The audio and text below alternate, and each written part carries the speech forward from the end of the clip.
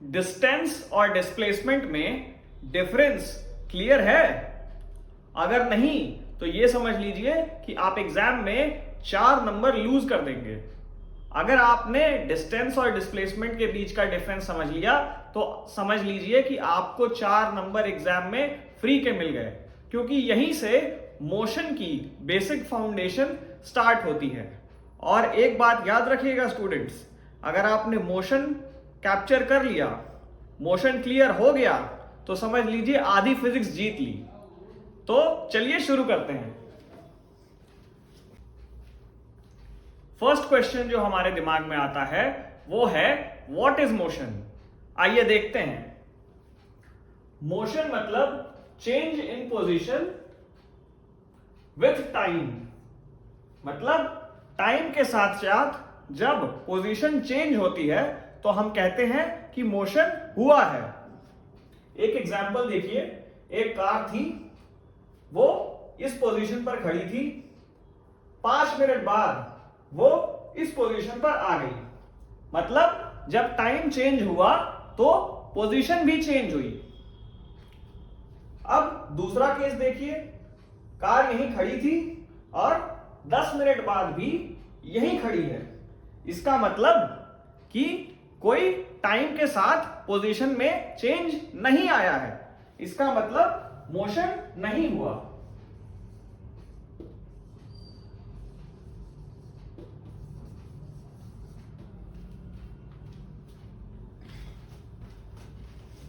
लेकिन एक इंपॉर्टेंट बात है, मोशन एब्सोल्यूट नहीं बल्कि रिलेटिव होता है।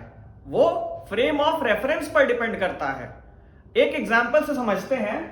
आप बैठे हैं ट्रेन में पर्सन 1 और दूसरा पर्सन बैठा हुआ है आपके सामने ट्रेन में पर्सन 2। तो आप दोनों एक दूसरे के रेस्पेक्ट में रेस्ट पर हैं।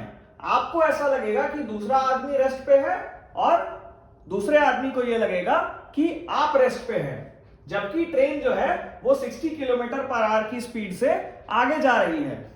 वहीं पर एक तीसरा पर्सन अगर खड़ा है प्लेटफॉर्म पर, तो उसे यह दिखेगा कि आप दोनों लोग 60 किलोमीटर पर आवर की स्पीड से आगे जा रहे हैं ट्रेन के साथ। जब फ्रेम ऑफ रेफरेंस आपने खुद को माना तो पर्सन 2 जो है वो आपको रेस्ट पे दिखेगा, लेकिन जब पर्सन 3 ने अपने आप को फ्रेम ऑफ रेफरेंस माना तो उसको आप और पर्सन 2 जो है वो दोनों ही 60 किलोमीटर पर आवर की स्पीड से आगे जाते हुए दिखाई देंगे। आई होप आप लोग ये समझ गए होंगे। इसी के साथ हम आगे बढ़ते हैं। अब हम आ जाते हैं डिस्टेंस वर्सेस डिस्प्लेसमेंट पर। यहीं से रियल कंफ्यूजन स्टार्ट होता है। डिस्टेंस क्या होता है?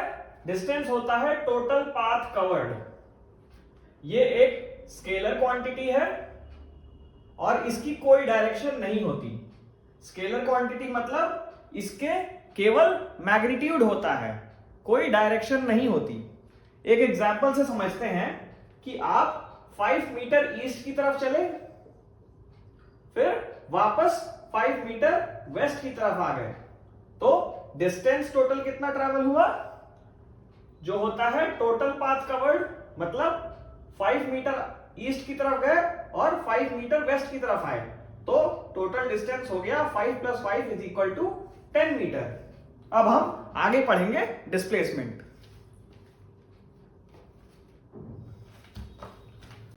डिस्प्लेसमेंट होता है shortest distance between initial and final position. ये एक वेक्टर क्वांटिटी होता है और डायरेक्शन होती है। वेक्टर क्वांटिटी का मतलब जिसका मैग्नीट्यूड भी हो और डायरेक्शन भी। अब सेम एग्जांपल हम देखते हैं। आप 5 मीटर ईस्ट की तरफ मूव किए, फिर 5 मीटर वेस्ट की तरफ मूव किए, तो टोटल पाथ कवर्ड कितना आता है? 5 + 5 10 मीटर। वो होता है डिस्टेंस। लेकिन डिस्प्लेसमेंट क्या होता है हमारा? Shortest distance between initial and final position.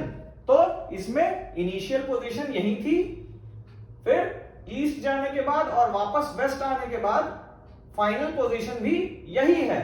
तो इसका मतलब shortest distance between initial and final position क्या हुआ? जब initial and final position same है तो जीरो हुआ, तो इसीलिए डिस्प्लेसमेंट इस केस में हमारा जीरो आता है। अब आप सोचिए, डिस्टेंस 10 मीटर, डिस्प्लेसमेंट 0 मीटर। यही सबसे बड़ा ट्रैप होता है एग्जाम में, और ये आपका क्लियर हो गया माइंड में, तो आपकी फिजिक्स का फाउंडेशन मोशन का बिल्कुल बिल्ड हो गया। चलिए आगे चलते हैं। चलिए एक क्विक कंपैरिजन करते हैं डिस्टेंस और डिस्प्लेसमेंट के बीच में। डिस्टेंस टोटल पाथ होता है, डिस्प्लेसमेंट शॉर्टेस्ट पाथ होता है।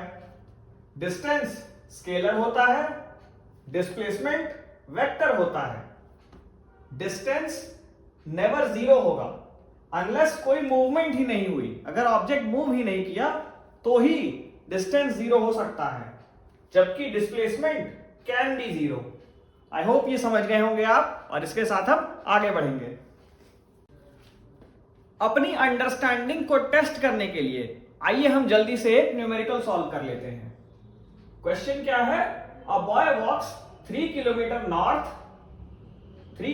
नॉर्थ एंड 4 किलोमीटर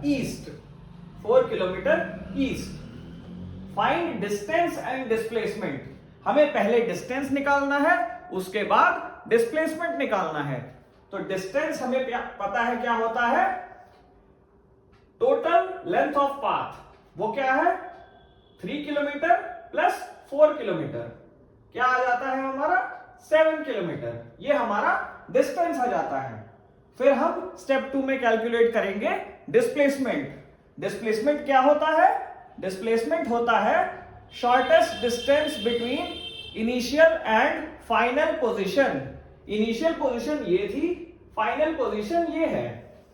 अब इस शॉर्टेस्ट डिस्टेंस जो आएगा इन दोनों पॉइंट्स के बीच में, वो एक स्ट्रेट लाइन होगी। इस स्ट्रेट लाइन का मेजर कितना होगा? क्या हमें ये साफ दिखाई दे रहा है कि ये एंगल 90 डिग्री होगा, है ना? तो अगर ये एंगल 90 डिग्री होता है तो हमें ये दिखता है कि ये एक राइट एंगल ट्राइंगल है, और राइट एंगल ट्राइंगल का हाइपोटेन्यूज क्या आता है हमें पता है। पाइथागोरस थ्योरम यूज करेंगे तो हमें आ जाएगा हाइपोटेन्यूज का लेंथ जो होगा base square plus height square, वो आ जाएगा 4 किलोमीटर का स्क्वायर प्लस 3 किलोमीटर का स्क्वायर, उसका अंडर रूट जो आ जाएगा अंडर रूट ऑफ 16 प्लस 9 जो आ जाएगा रूट ऑफ 25, और रूट ऑफ 25 होता है 5। तो हमारा आंसर विथ यूनिट जो आएगा वो आएगा 5 किलोमीटर। आई होप आप सब ये समझ गए होंगे, और difference between distance and displacement आपके दिमाग में बैठ गया होगा। अब आगे बढ़ते हैं। अब एक क्विक चेक क्वेश्चन कर लेते हैं। कह रहा है कि कोई स्टूडेंट 2 किलोमीटर ईस्ट गया, फिर 2 किलोमीटर नॉर्थ गया, फिर 2 किलोमीटर वेस्ट गया। तो डिस्टेंस क्या हुआ? 2 + 2 + 2 = 6 किलोमीटर, क्योंकि टोटल लेंथ ऑफ पाथ देखना है। और डिस्प्लेसमेंट क्या होगा? ये इसका लेंथ कितना आएगा, ये आपका होमवर्क है, कमेंट में लिखो। ओके, फिर आगे बढ़ते हैं।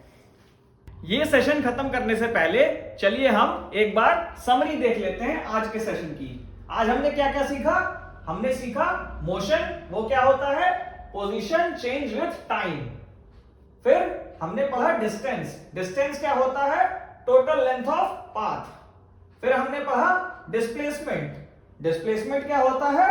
Shortest path between initial and final position. और नेक्स्ट सेशन में हम पढ़ने वाले हैं स्पीड एंड वेलोसिटी। ये बहुत कंफ्यूज करता है, इसीलिए ये पार्ट 1 था, और पार्ट 2 बिल्कुल भी मिस मत करना। आई होप आपको ये सेशन अच्छा लगा।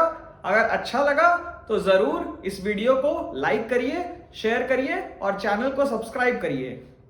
Thank you.